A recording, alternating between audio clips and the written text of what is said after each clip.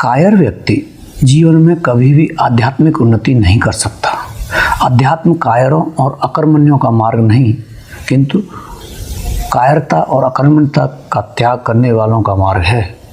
अधिकांशतया लोगों की दृष्टि में अध्यात्म का अर्थ वह मार्ग है जहाँ से कायर लोग अपनी जिम्मेदारियों से बचना चाहते हैं।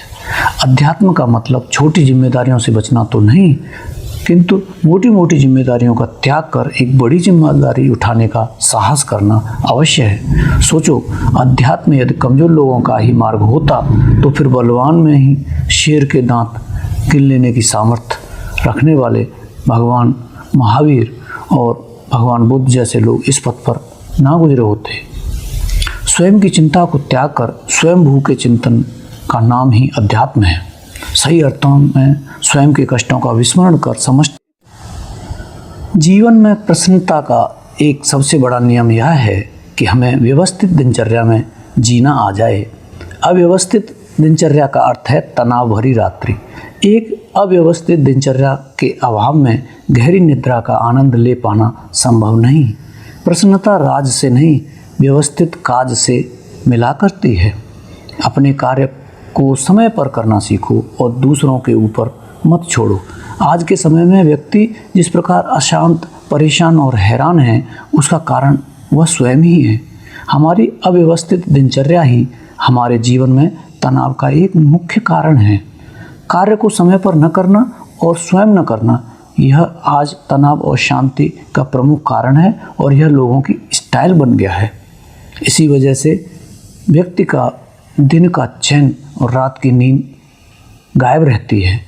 उठना, बैठना, खाना पीना, कार्य करते हैं। जिस प्रकार तपाकर, पीटकर और घिसकर स्वर्ण की परख होती है, उसी तरह त्याग, शीलता, सद्गुण एवं सद्कर्म से ही महापुरुषों की पहचान होती है।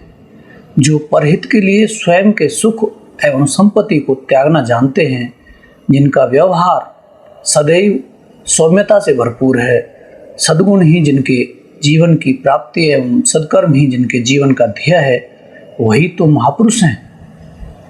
बिना अग्नि में तपे सोना निखर नहीं सकता, उसी प्रकार बिना परिश्रम में तपे हमारा जीवन भी नहीं निखर सकता। जीवन में श्रेष्ठ पथ की ओर बढ़ेंगे तो आलोचनाओं का सामना भी अवश्य होगा। श्रेष्ठता के पथ पर आगे बढ़ना आसान नहीं, यदि कदम कदम पर चुनौतियां ललकारने। चिंता संत और संसारी दोनों के मन में होती है, किंतु संत परमार्थ के लिए चिंतित रहता है और संसारी स्वार्थ के लिए। संत और संसारी के बीच का जो भेद होता है वह कर्मगत नहीं अपितु भागवत होता है। दोनों में बाह्य स्थिति का नहीं अपितु अंत स्थिति का भेद होता है। संसारी भी क्रोध करता है और संत भी। संसारी लोभ करता है और संत भी लोभ देखने को मिल जाता है। संसारी भी अर्जन करता है और संत भी अर्जन करता है। संसारी यदि संग्रह करता है तो संत भी संग्रह करता है। दोनों की क्रिया में समानता होने के बावजूद भी भाव एक दूसरे से बिल्कुल विपरीत होते हैं।